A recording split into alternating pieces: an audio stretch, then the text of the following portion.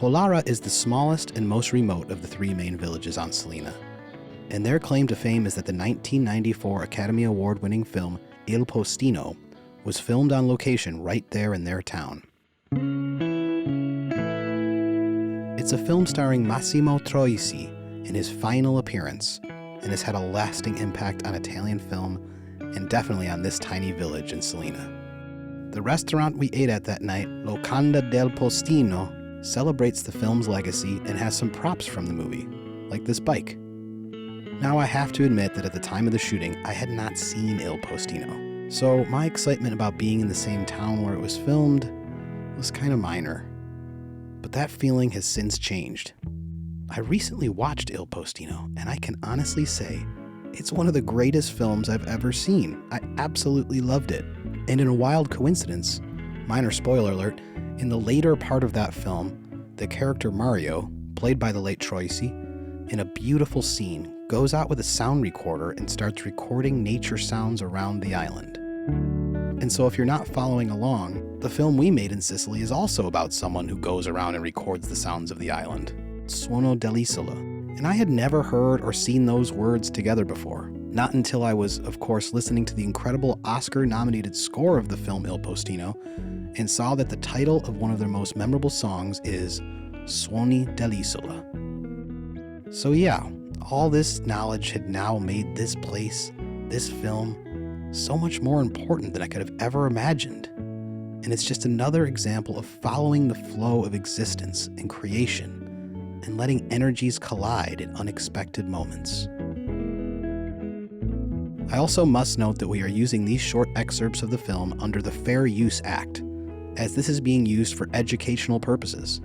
The lesson here is, if you have not seen Il Postino, The Postman, you need to do so immediately. It is mandatory. That's your homework. Go watch this perfect movie.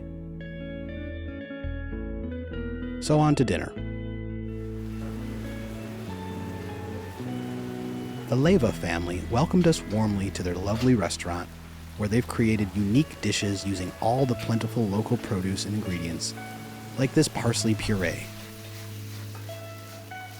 And their tendency here is to put a modern spin on traditional Sicilian dishes.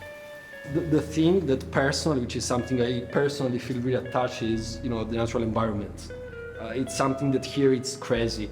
The quality of the water when you go swimming, the kind of fish you can find, the one you will have now eating at the restaurant, and the land, the vegetables that grows here, the wine, everything you grows here is just perfect. The thing about Sicily is I think that most Sicilians really respect that the food and the land is important. And it is a miracle, the fact that the food and things grow here, and it tastes the best, like the oil, the wine, the grapes, the fish, the vegetables, the fruits. And now, yes, it was finally time to gather around the table on the outdoor patio. Ricciola hamburger carpaccio with tomato confit, a cream of celery and apple, jelly of escarole, and pink pepper.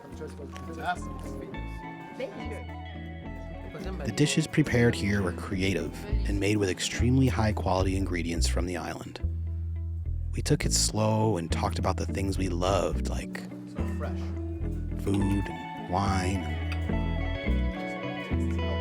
Here we have spaghetti with fresh anchovies, cooked with whipped parsley from the garden, and served with pine nuts, raisins, and mollica turrata on top, which is a kind of toasted bread. Mollica turrata, it was, the parmesan of poor people, that kind of parmesan that you can always have, because they used to do it with old bread. they want to sprinkle something on top, right? Yeah, like, exactly. We don't have any cheese, so let's take the crusty bread and do it. Yeah, exactly. Crusty bread. And as we ate, the conversation turned more serious and reflective. We got comfortable opening up to each other. I believe that, worlds and lives collide for a reason. I believe in that sort of stuff, that like there's a fateful energy that brings people together in a way to enrich our lives. Oh, yes.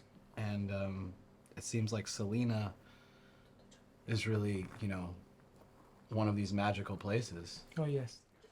This island is like a house for me. I have some sentimental storm inside me. Because I remind also my father that passed another life. My father worked with Pietro father because he worked like a chemical and enologic expert. Yeah. And work with the Colossi cellar.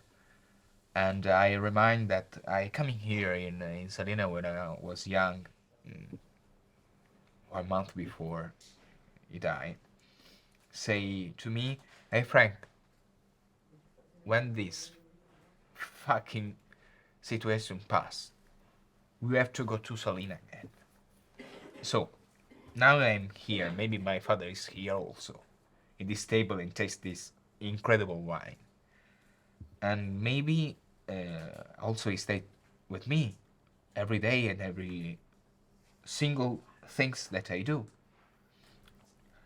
You know, Salina for me is so important. Yeah, and I'm so happy to stay with you guys. Thank you. So cheers. Salute. Salute. Anche senza lui. Frankie, baby. Questo è questo, You're a good boy. You too. You're a good boy.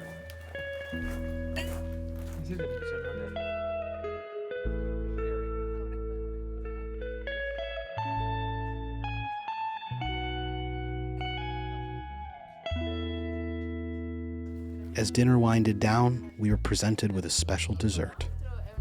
A cannolo made with Salina's famous capers.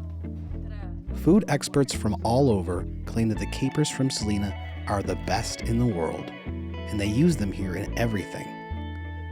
Even in the unsuspecting cannoli, where they added a complex flavor, a little zing to the cremi ricotta, and it was delicious. And I had to try another one of Mary Chiara's desserts.